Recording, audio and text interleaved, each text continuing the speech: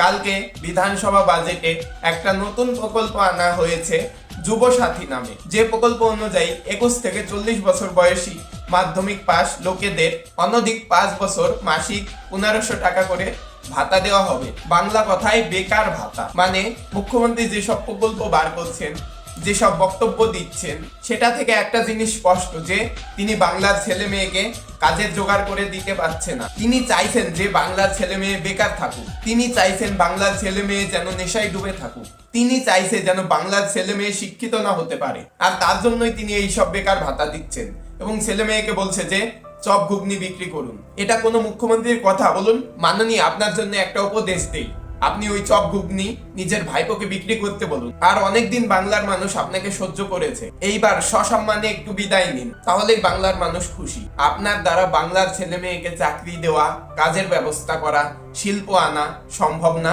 ফালতু আর সময় নষ্ট করবেন না। এই যুব সাথী প্রকল্প সম্পর্কে আপনার কি মতামত কমেন্টে জানাবেন এবং ভিডিওটি ভালো লাগলে চ্যানেলটি সাবস্ক্রাইব করে দেবেন।